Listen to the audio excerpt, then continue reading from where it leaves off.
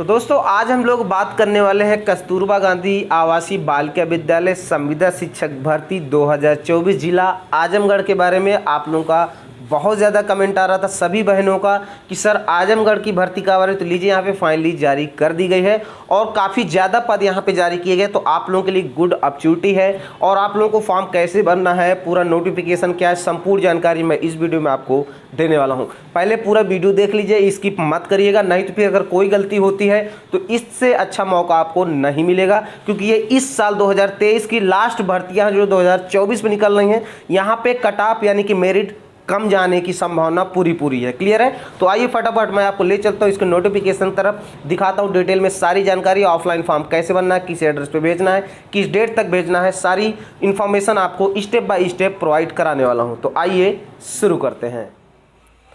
तो दोस्तों जैसा कि आप देख पा रहे हैं, कार्यालय जिला बेसिक शिक्षा अधिकारी आजमगढ़। तो दोस्तों आजमगढ़ जिले की जो भर्ती है उसके लिए बहुत ज़्यादा मांग हो रही थी। हमारे जितने भी सब्सक्राइबर हैं, जितने भी बहनें, वो यही कह रहे थे सर आजमगढ़ की भर्ती कब आएगी। लेकिन यहाँ पे फाइनली आजमगढ़ की तरफ से जो भर्ती है वो जारी कर दी गई है। पद इसमें काफ़ी ज़्यादा है। ये गोल्डन अपॉर्चुनिटी आप लोगों के लिए। कारण ये है कि ये इस साल की यानी कि 2023 की भर्ती होनी थी, लेकिन 24 में आई है और ये कुछ जिलों की लास्ट भर्तियाँ चल रही हैं। फॉर्म यहाँ जरूर अप्लाई करें। कट ऑफ क्योंकि यहाँ कम जाएगा। कारण ये है कि जो ज़्यादा कट ऑफ वाली बहनें थी वो लगभग हर जगह सेलेक्ट हो चुकी हैं। वो बहनें बची हुई हैं जिनका कट ऑफ थोड़ा कम है, तो उनके लिए चांस बहुत अच्छा है।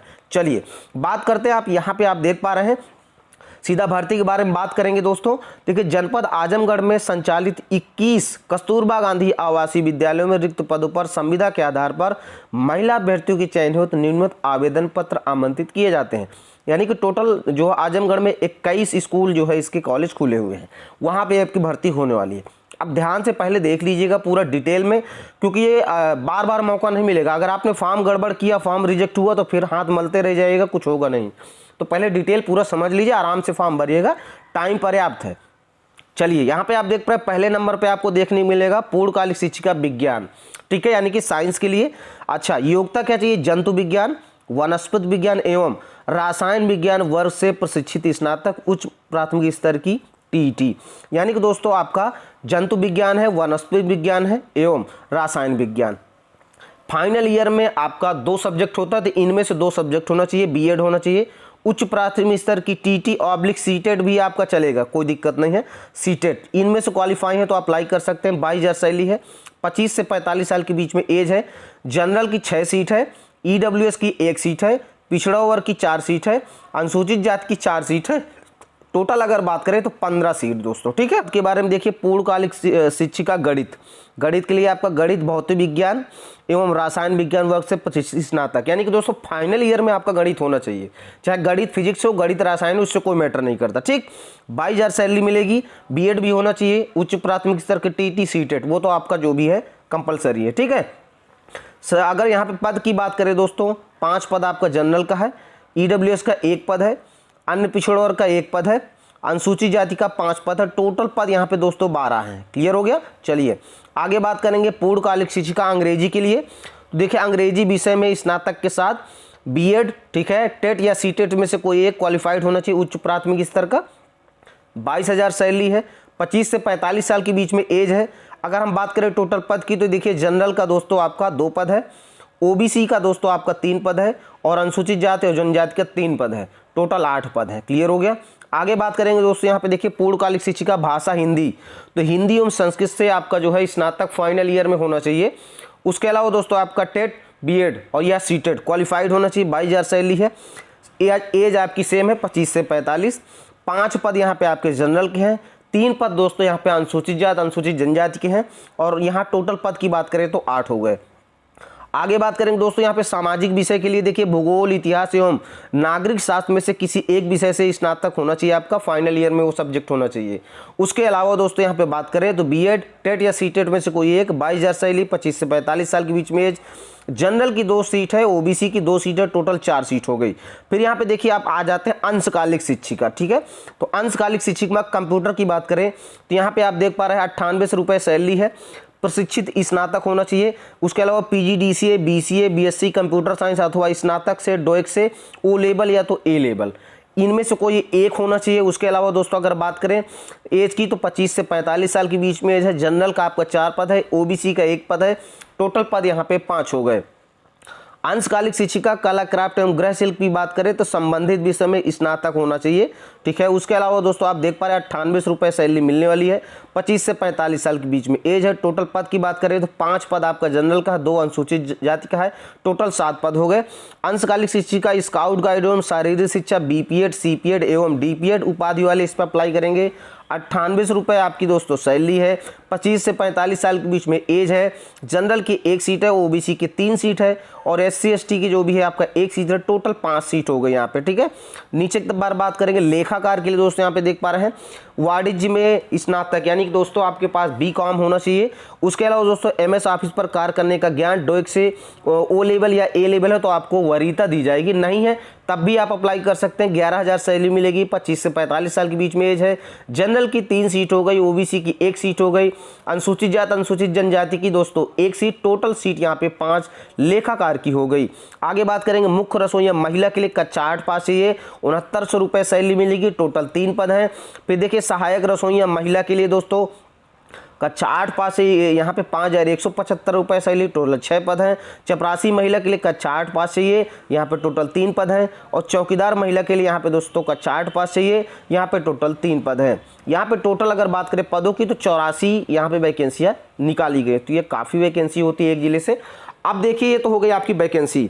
अब बात करेंगे यहाँ पे डिटेल आवश्यक दिशा निर्देश है, ठीक है। तो दिशा निर्देश के बारे में हम यहाँ पे डायरेक्ट बात करेंगे। तो चलिए नेक्स्ट पेज पे चलते हैं हम लोग। यहाँ पे देखिए आपका डिटेल में मेंशन किया गया है आवश्यक दिशा निर्देश में उपयुक्त तो समस्त पदों पर केवल महिला अभ्यर्थी का चयन किया जाएगा। चयन के उपरांत पूर्णकालिक शिक्षिका को विद्यालय परिसर में बालिकाओं के साथ रहना अनिवार्य है, यानी कि सिर्फ पूर्णकालिक शिक्षिकाओं को, ठीक है। अंशकालिक शिक्षिकाओं को रहना अनिवार्य नहीं है। आगे बात करेंगे पूर्णकालिक शिक्षिका एवं अंशकालिक शिक्षिका तथा लेखाकार के पद जो भी है चयन वो सीधे मेरिट के आधार पर किए जाएंगे। एक बार थोड़ा सा मैं और जूम करके दिखा देता हूं ताकि चीजें कंफर्म हो जाए। यहाँ पे आप देख पा रहे हैं लेखाकार के पद व पूर्णकालिक शिक्षिका और अंशकालिक शिक्षिका के जो भी पद हैं वो सीधा चयन मेरिट के आधार पर किया जाएगा। मुख्य रसोइया, सहायक रसोइया, चपरासी, चौकीदार का चयन साक्षात्कार के द्वारा किया जाएगा। क्लियर हो गया। साक्षात्कार में बुलाए जाने पर अभ्यर्थियों को यात्रा भत्ता दे नहीं होगा। मुख्य रसोइया, सहायक रसोइया, चौकीदार पद हेतु शैक्षिक योग्यता कक्षा 8 पास। अभ्यर्थियों को शारीरिक अक्षमता संक्रामक रोग से ग्रस्त नहीं होना चाहिए। मुख्य रसोइया, सहायक रसोइया का पद पूर्णकालिक है, अतः इन्हें विद्यालय में रहना अनिवार्य है। क्लियर है। आगे बात करेंगे प्रशिक्षण उपाधि के अंतर्गत एनसीटी से मान्यता प्राप्त बीएड तथा उसके समकक्ष एलटी इत्यादि प्रशिक्षण को सम्मिलित किया जाएगा तथा अभ्यर्थियों को उच्च प्राथमिक स्तर की टीटी होना अनिवार्य है। बीपीएड, सीपीएड, डीपीएड आदि उपाधि केवल शारीरिक शिक्षा के लिए अध्ययन हेतु मान्य है। शारीरिक शिक्षा के पद हेतु टीटी यहाँ पे नहीं लगेगी, ठीक है। किसी सेवा से अगर आप बर्खास्त हो तो इस पर अप्लाई नहीं कर सकते हैं। ये सारी चीज़ें आपकी जनरल हो गई। राज्य सरकार के नवीनतम प्रावधानों के अनुसार आरक्षण दे होगा। चयनित अर्हता की जो उम्र है वो 1 अप्रैल 2023 से गिना जाएगा, यानी कि काउंट किया जाएगा। 1 अप्रैल 2023 को कम से कम 25 अधिकतम 45 वर्ष आपकी एज दोस्तों होनी चाहिए। अब नीचे की तरफ बात करेंगे। यहाँ पे आप देख पा रहे हैं अभ्यर्थी का जो आवेदन पत्र है उसके साथ आपको नवीन साइज की फोटो आपको क्या करना है, यहाँ पे आप देख पा रहे सीधा मेंशन किया गया है, ये ध्यान रखना है। यही यहाँ पे दोस्तों जो चीज़ें मिस्टेक करती बहनें ये गड़बड़ होती है क्योंकि वो पूरा वीडियो नहीं देखती हैं। तो देखिए एक बार मैं और ध्यान से बता दें तो अभ्यर्थी आवेदन पत्र के साथ नवीन पासपोर्ट साइज की प्रमाणित 2 फोटोग्राफ, ठीक है, 2 फोटोग्राफ, एक चिपकाना है, 2 फोटोग्राफ और समस्त शैक्षिक अंक पत्र, प्रमाण पत्र, जाति प्रमाण पत्र, आय प्रमाण पत्र एवं अनुभव प्रमाण पत्र की स्वप्रमाणित छाया प्रति तथा अपना लिखा हुआ 2 लिफाफा जिसमें एक पर 27 रुपये का डाक टिकट लगा हो। आप पहले आप समझ लीजिए यहाँ पे आय प्रमाण पत्र इन्होंने मांगा है तो यहाँ पे थोड़ा मिस्टेक हो गया, शायद यहाँ पे निवास प्रमाण पत्र होना चाहिए, ठीक है। अब आपको क्या क्या डॉक्यूमेंट लगाना है, high school, inter, graduation, B Ed, TET CTET में से जो भी आप पास आउट है वो, आधार, जाति, निवास, ठीक है। उसके अलावा 2 लिफाफे लेना, छोटे 2 लिफाफे जिस पे अपना नाम, पता, पूरा एड्रेस, मोबाइल नंबर और 27 रुपये का डाक टिकट लगाना, 2 लिफाफे लेना है। ये सारे डॉक्यूमेंट आपको स्टेपलर करना है फॉर्म के साथ, ठीक। आगे बात करेंगे दोस्तों, एक लिफाफे में केवल एक ही व्यक्ति एक ही पद के लिए आवेदन करेगा। एक से ज़्यादा आवेदन करने पर ये सब सारे आवेदन स्वतः निरस्त कर दिए जाएंगे। लिफाफे के ऊपर आवेदित पद का नाम, विषय, आरक्षण कोटि स्पष्ट रूप से लिखना अनिवार्य है, ठीक है। यानी कि बड़े लिफाफे के ऊपर ये आपको लिखना अनिवार्य है जिसके अंदर आप फॉर्म वगैरह रखेंगे। आवेदन पत्र प्राप्त करने की जो अंतिम तिथि वो है 15 फरवरी। आपके पास बहुत टाइम है, आराम से फॉर्म भर के भेजिए। आवेदन पत्र केवल पंजीकृत डाक से स्वीकार किया जाएगा, साधारण डाक से प्राप्त आवेदन पत्र पर विचार नहीं किया जाएगा। आवेदन भेजने का जो पता है वो ध्यान से आप नोट कर लीजिए, मैं चिल्ला के बता रहा हूँ। कार्यालय जिला बेसिक शिक्षा अधिकारी, ठीक है, जाफरपुर आजमगढ़, पिन कोड यहाँ पे देखिए 276001, ये पूरा आपका एड्रेस है जिस पे आपको भेजना है, ठीक है।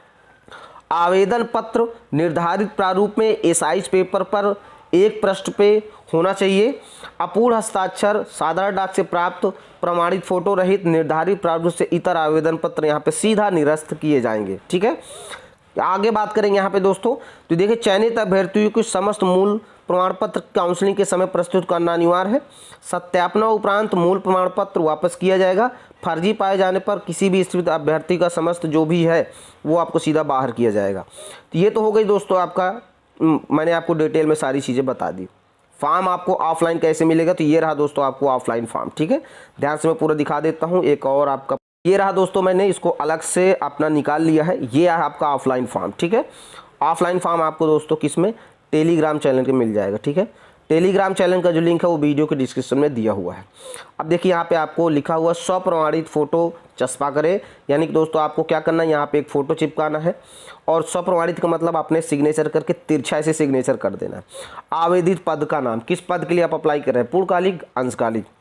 फिर विषय क्या है, फिर अपना नाम, पिता का नाम, पति का नाम जो भी है, स्थायी पता, पत्र व्यवहार का पता, mobile number, pin code, email ID, किस आरक्षण में आपका क्या है, सामान्य है, जनरल है, SC ST जो भी है। फिर अपना यहाँ पे दोस्तों आपका जन्म तिथि अंकों में, फिर उसके बाद शब्दों में। फिर आप 1 अप्रैल 2023 को कितने साल, कितने वर्ष, कितने महीने की यहाँ पे आपको पूरा लिखना है, ठीक है। शैक्षिक योग्यता आपको ध्यान से भरना, इसी के बेस पे आपका सिलेक्शन होगा। हाई स्कूल का डिटेल आपको ध्यान से पूरा भरना है, ठीक है। जैसे कौन से बोर्ड से है, क्या विषय है, कब उत्तीर्ण हुआ, कितना नंबर है, क्या पूर्णांक है, कितना प्रतिशत है, पूरा डिटेल भरना। टेट का भी डिटेल आपको मिल जाएगा, सीटेट का भी, ठीक है। नीचे आना, यहाँ पे देखिए आपको समस्त अंक पत्र, प्रमाण पत्र की स्वप्रमाणित छायापत्र संलग्न करना है। जो भी फोटो कहाँ पे उस पर अपना सिग्नेचर कर देना है। देखिए मैं डिटेल में दोबारा बता रहा हूँ, ठीक। फिर भी अगर आपको नहीं समझ आ रहा कि फॉर्म कैसे भरना है, तो मैंने एक अपना जो है इसी चैनल पे वीडियो बना के डाला है, ठीक है, कि फॉर्म भरने से लेकर स्पीड पोस्ट करने तक का संपूर्ण प्रोसेस मैंने विथ प्रूफ आपको दिखाया है। तो आप चैनल पे जाइए, वो वीडियो पहले देख लीजिए कि फॉर्म भरना कैसे भेजना, क्या क्या डॉक्यूमेंट लगाना है। आल जिले के लिए वो वैसा ही फॉर्म भरा जाएगा, कोई गलती आप नहीं करेंगे, ठीक है। तो इस तरह से मैंने आपको डिटेल में दिखा दिया। तो जो भी बहनें इंतजार कर रही थी उनके लिए गुड अपॉर्चुनिटी, जरूर अप्लाई करें। कोई दिक्कत प्रॉब्लम है कुछ भी तो आप मुझसे कमेंट करके पूछ सकती हैं। अगर आपको मुझसे बातचीत करना है डायरेक्टली, तो जो इंस्टाग्राम का लिंक है वो आपको वीडियो के डिस्क्रिप्शन में मिल जाएगा, वहाँ से ज्वाइन करके आप मुझसे डायरेक्टली भी बातचीत कर सकती हैं। और इसको मैं दोस्तों आपको जितने भी बहनें हैं मैं सभी को टेलीग्राम चैनल पे दे दूंगा। टेलीग्राम चैनल का लिंक आपको वीडियो के डिस्क्रिप्शन में मिल जाएगा। चलिए मिलते हैं किसी और इस तरह के नए वीडियो पे। वीडियो अच्छा लगा हो तो लाइक कर दीजिएगा, चैनल को जरूर सब्सक्राइब कर लें, ताकि जो भी नोटिफिकेशन जो अदर जिलों का जारी हो आपको स्वतः मिलता रहे, आप मिस ना करें। अब इस वीडियो को समाप्त करेंगे। जय हिंद, जय भारत।